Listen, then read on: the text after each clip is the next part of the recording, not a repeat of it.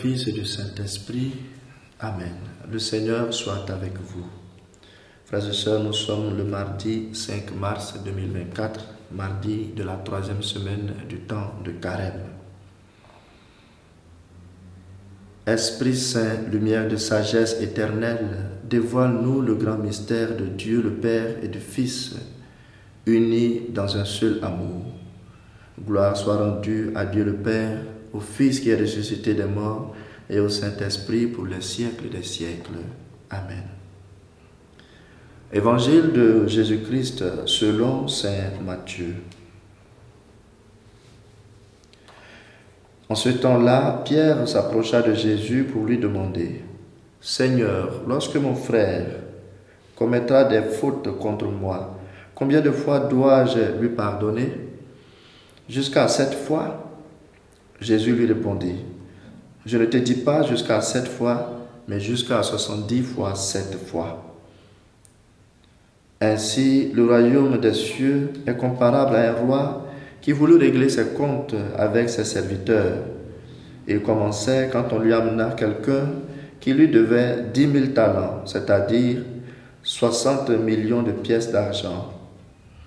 Comme cet homme n'avait pas de quoi lui rembourser, le maître ordonna de le vendre avec sa femme, ses enfants et tous ses biens, en remboursement de sa dette.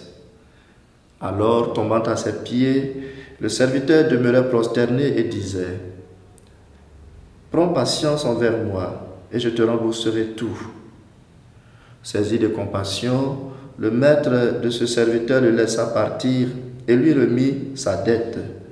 Mais en sortant, ce serviteur trouva un de ses compagnons qui lui devait 100 pièces d'argent. Il se jeta sur lui pour l'étrangler en disant : « Rembourse ta dette. » Alors, tombant à ses pieds, son compagnon le suppliait : « Prends patience envers moi et je te rembourserai. » Mais l'autre refusa et il le fit jeter en prison jusqu'à ce qu'il ait remboursé ce qu'il devait.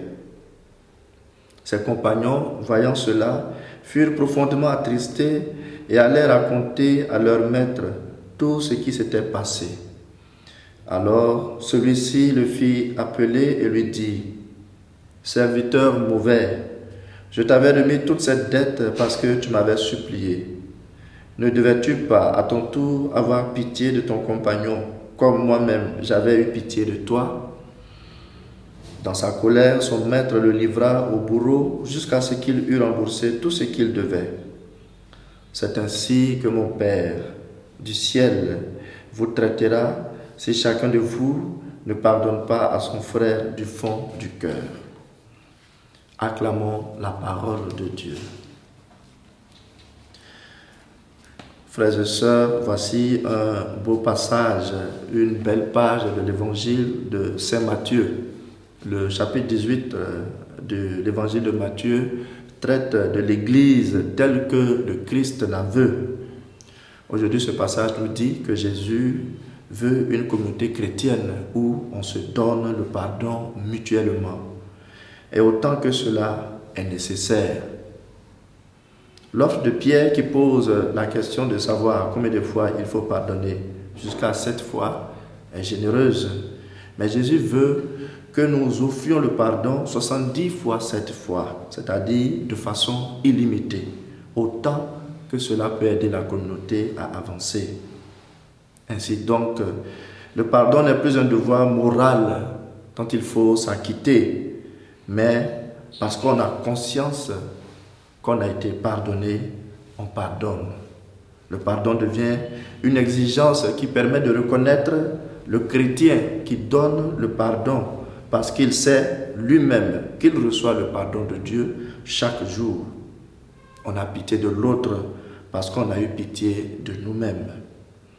Et quand on trouve la force d'accorder le pardon, on devient l'image parfaite de notre Père, miséricordieux comme le Père.